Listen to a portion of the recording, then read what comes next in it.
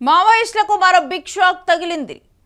మల్లోజుల వేణుగోపాల్ పోలీసులకు లొంగిపోయారు. Alias Takkallapalli Vasudevarao alias Rupesh.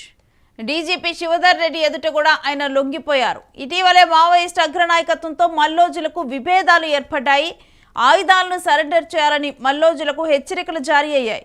అగ్రనాయకత్వం హెచ్చరికలను పట్టించుకొని మల్లోజుల వేణుగోపాల్ 6 ముఖ్య అనుచరులతో లొంగిపోయారు.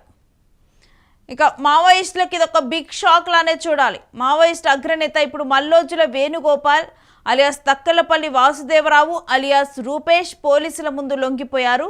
తెలంగాణ డీజీపీ శివధర్ రెడ్డి ఎదుట కూడా ఆయన వెళ్లి లొంగిపోవటం జరిగింది. ఇక ఇటీవల మావోయిస్టు అగ్రనాయకత్వంలో మల్లోజులకు విభేదాలు ఏర్పడ్డాయి. దీంతో ఆయుధాలను సరెండర్ చేయాలని మల్లోజుల వేణుగోపాల్ను పార్టీ హెచ్చరించింది. అగ్రనాయకత్వం హెచ్చరికలను ఆయన పట్టించుకోలేదు. 6 ముఖ్య అనుచరులతో కలిసి ఇక పోలీసుల ఎదుట ఆయన లొంగిపోవటం జరిగింది. ఇటీవల వేణుగోపాల్ అభయ్ అనే పేరుతో సాయుధ పోరాటాన్ని తాత్కాలికంగా విరమిస్తున్నట్లు విడుదల చేసిన లేఖ దేశవ్యాప్తంగా సంచలనం సృష్టించిన సంగతి తెలిసిందే. ఇక పార్టీలోని సహచరులతో చర్చించేందుకు 4 రోజుల సమయం కావాలని ఆ లేఖలో ఆయన కేంద్రాన్ని కోరారు. ఇక తన తాజా ఫోటోను కూడా జత చేయడంతో ఆయన పోలీసులకు కోవర్టుగా మారాడనే విమర్శలు వెల్లువెత్తాయి.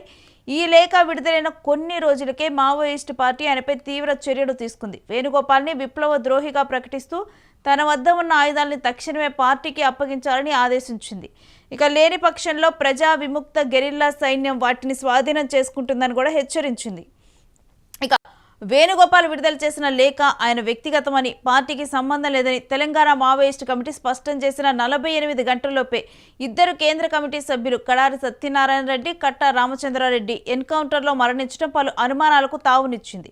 ఇక అభయ్ లేఖపై పార్టీ అధికారిక వైఖరిని వెల్లడించేందుకు సిద్ధమవుతున్న సమయంలోనే వారిని పోలీసులు పట్టుకోవని కాల్చి చంపారని పౌర హక్కుల సంఘాలు ఆరోపిస్తూ ఉన్నాయి.